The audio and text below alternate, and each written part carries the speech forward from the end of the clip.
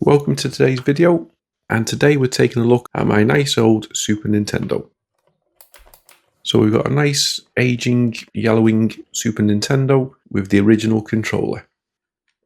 So we'll start taking a closer look, and as we flip over you can see there's a little bit more to it than meets the eye. We'll take the cover off, and inside you can see we've got a mini ITX PC with a 500 gig hard drive. This front part here is wired so you can connect an original controller directly to the front and it will work like a USB controller. So it's a little bit old and dirty and tatty, but we're going to have a little bit of a revisit and see what we can do to get it back up to standard. So back in February 2018, this is when I uploaded the original video. So I think I made this before then. I just decided to upload a video which wasn't the greatest of quality videos, but it kind of done the job. So I showed off what it could do. I had a front end running on it called Maximus Arcade, and I can remember it was an absolute nightmare to set up, not like the front ends that we've got now. But as you can see, the main thing was a little bit of gameplay, and we've got the Super Nintendo running a little bit of Mario Kart controlled by the controller. So now I've dug it back out, so we plugged it back into our TV, we'll turn it on. We'll lift the lid off so you can see it going. So the fan's powered up. We'll have a little look at what's going on the screen. So we've got a little bit of a boot screen. And then we're starting Windows, which isn't the quickest, so I've fast forwarded it, but it's still nice and slow. So I originally used Windows 7 on this. Even when I done this was a little bit of an older operating system, but I was doing a lot of reading and it was recommended for low power PCs to use Windows 7. So I did use Windows 7, but I had loads of issues with it back then, and as you can see I'm starting to get pop-ups and errors now, so I'm not having much more joy. It's too slow, it's too clunky. It's definitely time to update the operating system as well. We'll shut it down. First thing we're going to do is replace this hard drive. So I've got this SSD, 120 gig SSD, which I bought many years ago when they were cheap. This is going to be more than enough. I don't really need 500 gig because it is purely going to be an emulation console, and because of the low power of the PC, it won't be able to run even high end, so 120 gig is going to be plenty. So I've also installed Windows 10 64-bit on it as well, so now it literally boots up within minutes. I did try 32-bit, but a lot of the programs that I tried to install later on had loads of issues, so I had to go with 64-bit. But the SSD definitely makes a difference for boot times, as does Windows 10.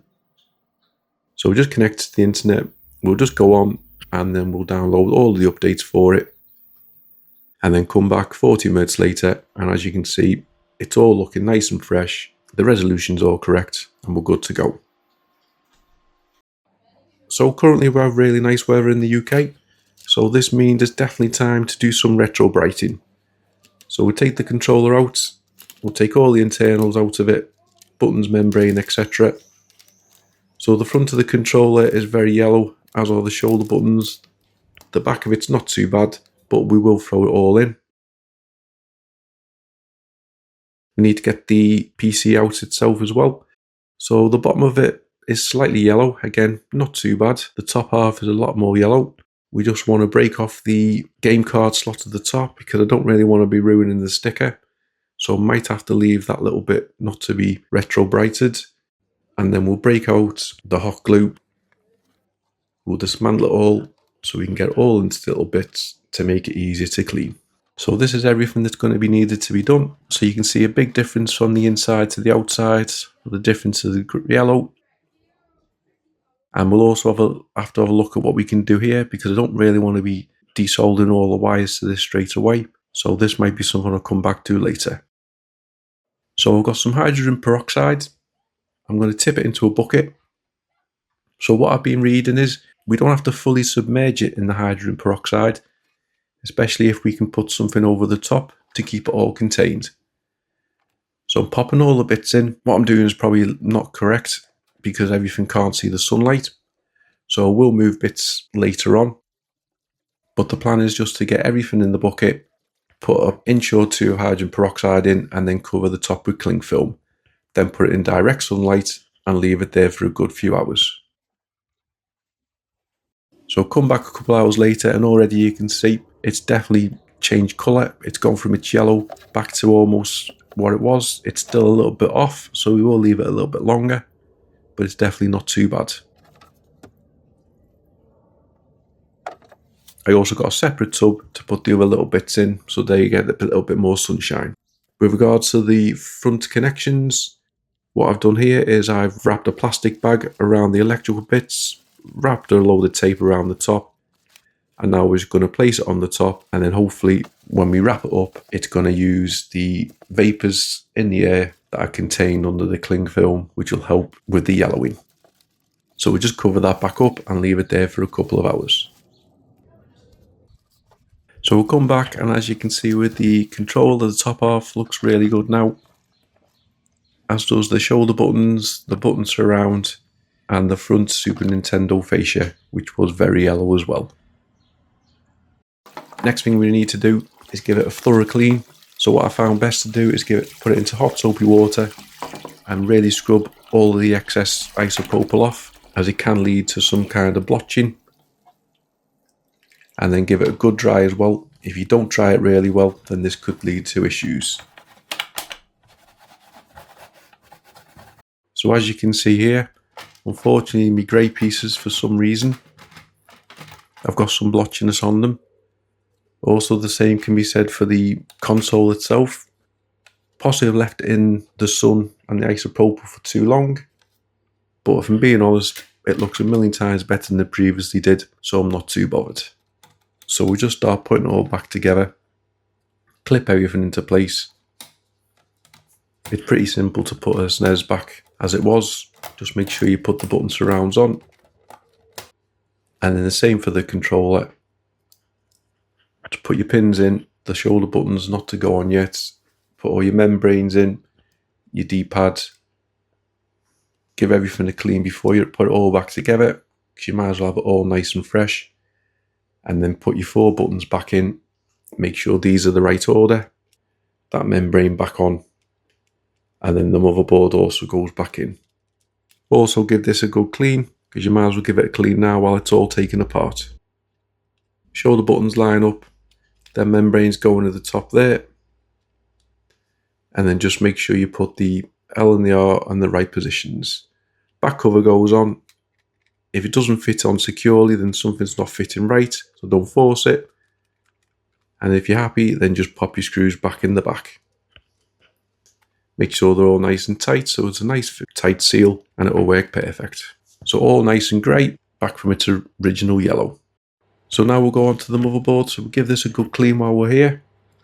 So I'm just going to take this big fan off to begin with. So there's just 4 connections on the side that need to be twisted round and then pulled off. And then we've got some nice old dry thermal paste, which we need to clean off in a minute. Whilst we've got it open, we might as well give it a little dust as well, so get rid of all the excess dust. And then we've also got this heatsink next to it there, and the thermal paste is all nice and dry on that too, so we'll give that a clean as well.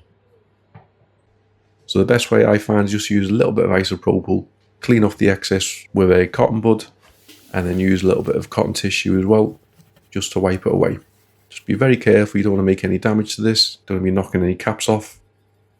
Just make sure you give it a thorough clean, get rid of all the old paste, wipe it all away, and then do this on the heat sinks as well that you also took off, get into all the little nooks and crannies. So I'm using MX4 thermal paste, so I'm going to pop the perfect amount on there, and then we'll push the heatsink into place there. And then same on the other side, the perfect amount. Line up your fan, and then that just pops back in. Don't trap any wires, clip it all in, make sure it's all good. So it's all looking good. This thing on the front is what powers it. I can't remember what it was called. I remember it being expensive, probably more than the whole build, but I can't even put a link to it anymore because it was a long time when I bought it. So we just need a little bit of tidying now, a little bit of cable management, and put things back together to smarten up a little bit. So we'll start with putting the motherboard back into place. So I'll pop it in, and it doesn't seem to fit quite nicely at the back. Don't know why I didn't notice this originally. So I'll just come with my multi-tool, and I'm just grinding off the excess screw studs at the back there. As I said, I'm not sure why I've never noticed these before. So we'll do it on both sides, grind them right down, just so it's a little bit flusher and helps the motherboard sit nicely. Just pop that little cap back underneath into place, and then if you need to, just use some snips to remove the excess. Motherboard goes back in, it fits alright, I'm happy with that. You can get to the connections at the back, and then we just need to feed the power cable through the back hole, put the washer on, put the nut on, and then tighten it so it doesn't come off. Then again, a little bit more cable management, so just thread it around the side. We don't want to get it tangled in the fan. And then just popping a little bit of tape around the wires that go to the hard drive, just to smarten them up and keep them tucked in on the left. Popping a little bit of hot glue either side. This will stop the motherboard from moving. And now we'll have a look at the controller port. So as you can see, it's all old thick wires. All the tape that I'd originally put on is coming off, and a lot of the solder that I originally did isn't exactly perfect. So this was an adapter that I used originally. So it's a USB-C to SNES controller adapter. Very hard to find now, couldn't find an actual link. So we're going to smarten up all these connections. So what I'm going to do is I'm going to go along, I'm going to desolder them. If they need trimming, I'm going to trim them down and pop them back on. I'm going to try and make them a little bit smarter than they were before, just to make sure that they all make a good connection, and then that both of them are going to work.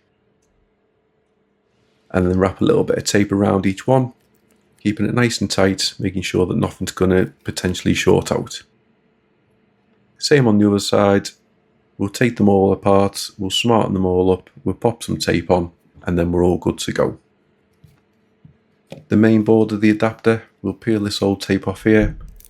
Again, all these wires all need smartening up, so what I'll do off camera is I'll trim them, I'll smarten them up a little bit, make them a lot better than they are, and then once I'm done, I'll wrap it in some new fresh electrical tape.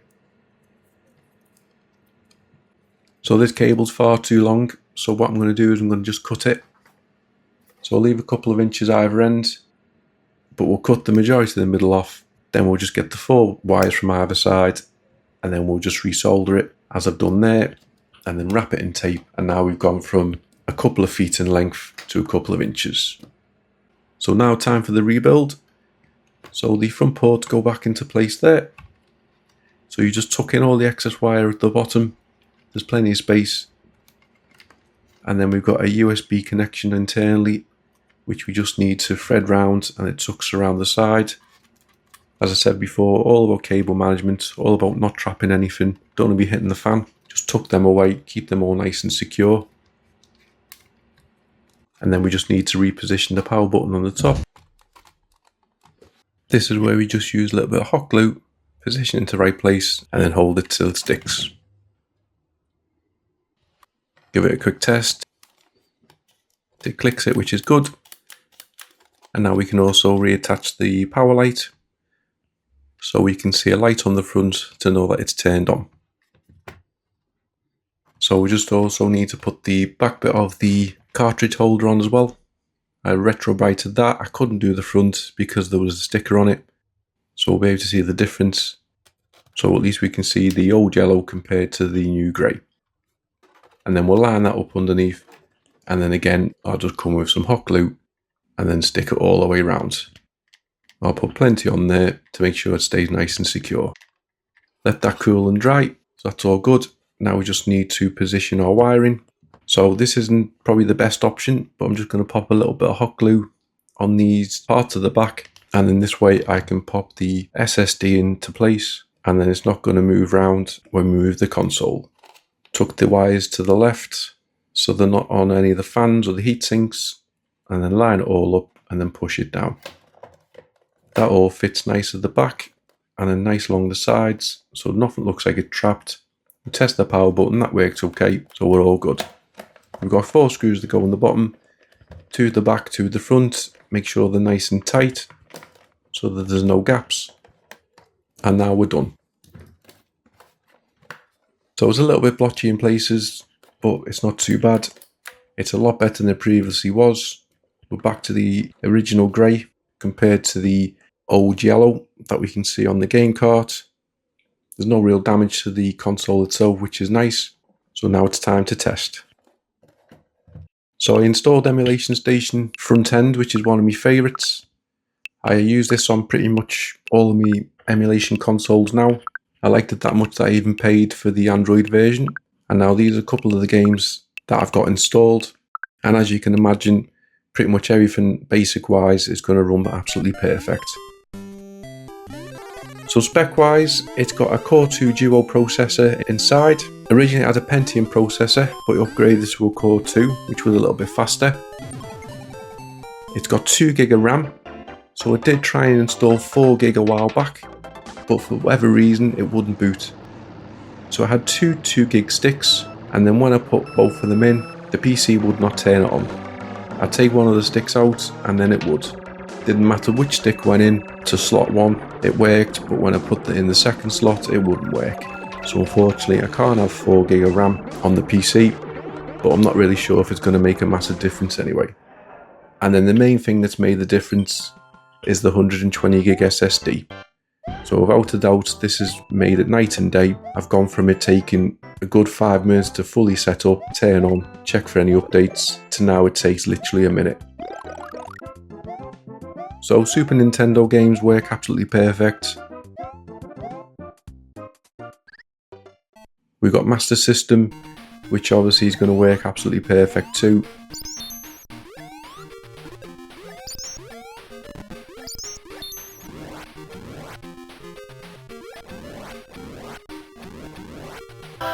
We have a little bit of Mega Drive. Sonic the Hedgehog runs really good.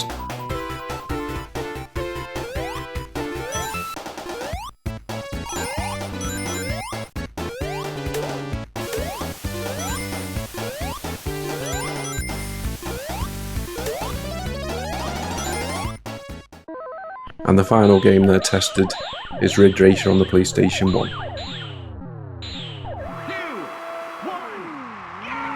So I'm pretty sure it's going to run most PlayStation 1 games. There might be a couple that I might struggle with, but it's going to do the majority that I require. So it was a fun build. Check out the original video in the description. It's not the best quality, but it shows what it was like originally back then. I thought it was pretty good, but now we've got a much better console. We can play much better games. It looked better, and now I'm quite happy to have this back out on show and not tucked away in a cupboard. So hopefully you've enjoyed this video, going back down memory lane for me. Hopefully you'll give it a comment and a like, and I'll see you in the next video. Thanks very much for watching.